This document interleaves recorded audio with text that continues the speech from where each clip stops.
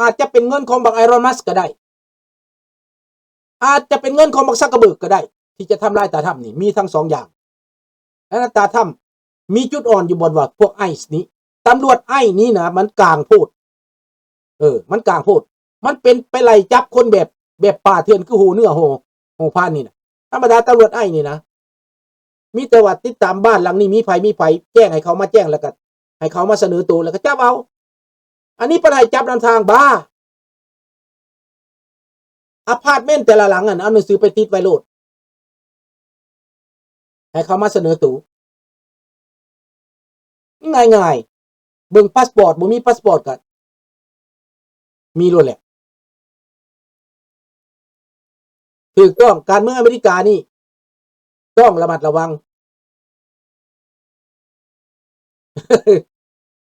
นักบ่นักได้เนาะภาษาลาวนักได้ตาแตกบ่เบิ่งบ่น่ะก็ขอโทษเด้อคำเว้าที่อุ่นแรงไปแต่บ่แม่นลูกปืนได้ความเว้าได้นี่เด้เพราะว่าความจริงคันสู้บ่ได้เลยอย่าคันสู้ได้แล้วดีเบตมาโลด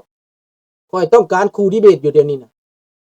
ในอเมริกาในแคนาดาในฝรั่งเศสผู้ใดแน่นเรื่องดีเบตมาเอากันบ่ต้องผิดกันเด้ดีเบตกันโลดออกเวทีให้คนเบิ่งเอาเวทีโลดฝ่ายต่อต้านนำกันนี่ออกมาโลดข่อยกระท่าหลายเทื่อแล้วฝ่ายต่อต้านนำกันนี่น่ะบ่มีจักคนเลยเสนอหน้ามาน่ะเพราะมันมีจุดตายของเขาอยู่ข่อยก็ฮู้จุดตายของเขาแม่นบ่ล่ะมันน่าจะให้รางวัลได้มื้อนี้ได้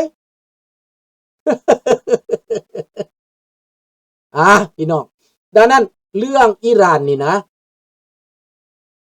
อยู่มินนิโซตามีทุ่งสร้างสามหัวปิวอยู่ตลอดมีหลายรัฐปิวอยู่ตลอดนะดังนั้นคนลาวทุกรัฐต้องขึ้นไอ้เสร็จถึงหรือบ่เรื่องมีสิทธิ์มีสิทธิ์แต่ไอ้บางคนบ่ดีข้าพเจ้าบ่มักแต่ถ้ำเราอาจจะไปแต่งตั้งคนบ่ถูกเจ้าหน้าที่ไอ้เขาบ่ได้เขาเฮ็ดบ่ถูกบางแนวมันกลางพูดข้าพเจ้าบ่มักหนึ่งไปยิงคนตายเหตุสงครามนี่อันนั้นบ่มักข้าพเจ้าบ่มัก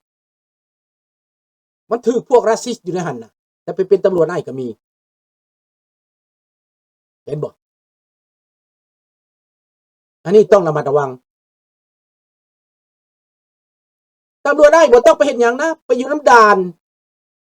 อยู่น้ำจังหวะมันก็มาเองดอกอันนั้นน่ะติดตะนางเองดอกบ่ต้องไปเฮ็ดหยังบ่ต้องฟ้าวต้องหีบหยังเลยหรอกอันนี้ไปล่าคือกับอีหยังนี่มันบ่ถูก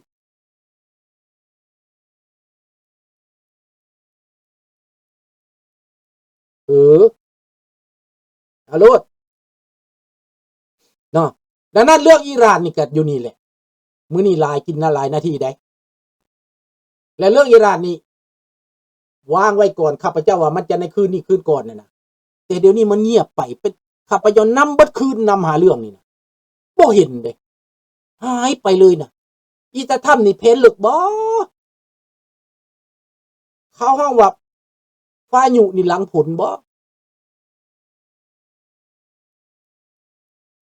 อยู่ปารีสมีทุ่งสร้างสามหัวและรูปบรรพพระเจ้าที่สว่างวัฒนาบราโวอันนั้นบราโวเด้เพราะว่าเป็นฟ้องของอันพระเจ้าฟ้างุ่มเด้นั่นน่ะของราชวงศ์ได้นั่นลุงโพกระหนุนเพิ่นแหน่พากันออกไปหนุนเพิ่นเด้อออกไปหนุนเพิ่นแหน่หนุนเรื่องราชวงศ์หั่นคนอยู่เมืองฝรั่งน่ะหนุนแหน่ตื่นแหน่เฮ็ดแหน่บอกลูกบอกหลานหนุนโลดบ่เสียเปรียบดอกเด้อ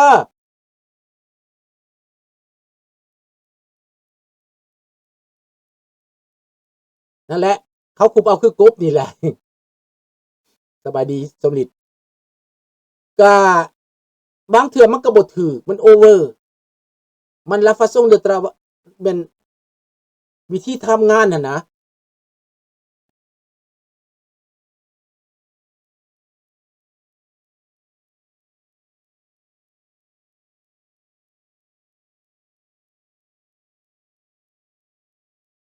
อย่างสารคามเขียนอยู่นี่บ่ว่าจังได๋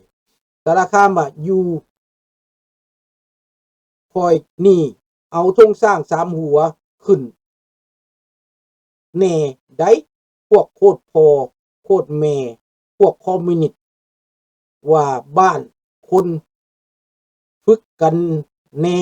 อ่านนโยบายเดียวกันหมดมาใส่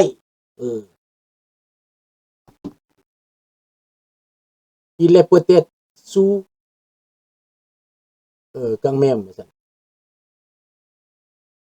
เมาว่ะสู้นี่มันเมาว่ะ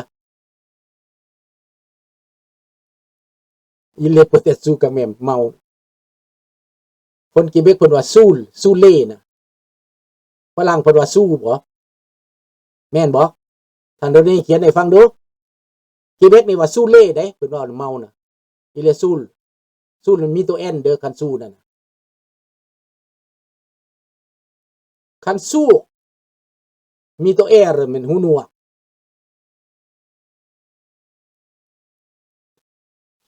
คันสู้ซื่อๆนี่บ่แม่นคันเมาเลยมันสู้ตัว n นะพี่น้องเรื่องอิหร่านบัดนี้เมื่อเรื่องปัญหาในอเมริกานี่ลุงมีความกังวลย่านเซนาเตอร์ของอเมริกานี่เปลี่ยนใจหั่นนะแต่ว่าเสียงก็ยังสู้ตาถ้ำบ่ได้ดอกคันอัมพิชเมนต์นี่ก็อีตาถ้ำยังมีเสียงหลายอยู่เนาะเอามื้อนี้เอาเท่านี้เลยเนาะคู่เถียงไปแล้วลบไปเบิดแล้วนั่นแหละสู้แหละเซาแหละอันนั้นเมาสู้เล่นั่นน่ะซาอุลีสู้คันสู้ตัวเอรันหนวกแอร์ดีน่ะสวกดิสแม่นบ่ลุงโพเรื่องโวคาบิแลเรื่องกราแม่นี่เขียนมึงดูลุงโพทุ่งสร้างสามหัวกำลังสะบัดอยู่เมืองร็อกฟอร์ดอิลลินอยส์ thank you ท่านสมฤทธิ์หลายหลักคนลาวอเมริกาต้องเพิ่มขึ้นไปเรื่อยๆอย่าแต่เอาลัดเดียวได้ขึ้นวัตถุบอลขึ้นในหัวใจราชวงศ์เพิ่นเดินสายแล้ว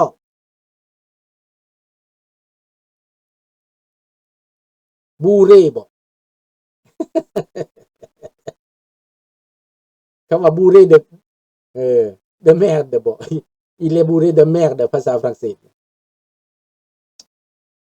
กับเกเบกัวต่างกันในเดียวเด้ออีฟก็ได้อีฟโรยฝรั่งเศสว่าไปได้หลายแนวแหละ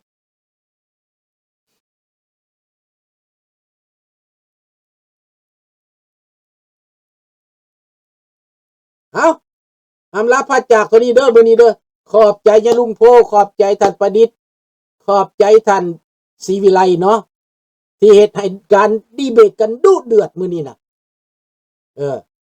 แล้วพวกเฮาได้บทเรียนนำกันเอาไปผิดคนเฮาเถียงกันแล้วนี่ล่ะกลับไปนั่งคิ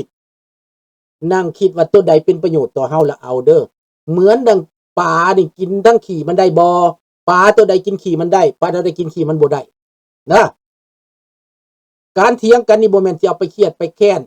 เอาไปเครียดการตอบโต้กันคือกันให้ถือเป็นประโยชน์อเมริกาเรียกทูตจากสปปลาวกลับแล้วไม่รู้เมื่อไรจะแต่งตั้งมาใหม่รอฟังนะเหตุการณ์ในเอเชียกำลังเคลื่อนไหวนะประเทศไทยประเทศลาวประเทศเขมรประเทศพม่าดูเอาในไวๆนี้เวียดนามภูมิรัฐศาสตร์นั่นแหละเด้อสมคิดลุงจะบอกพูดหมดถ้าพูดหมดมันจะไปเปิดแปลนหมดนะมันเปิดแปลนหมดศัตรูเขาก็รอฟังอยู่เราไม่ต้องพูดนะเอาแค่นี้ราตรีสวัสดิ์บ๊ายบาย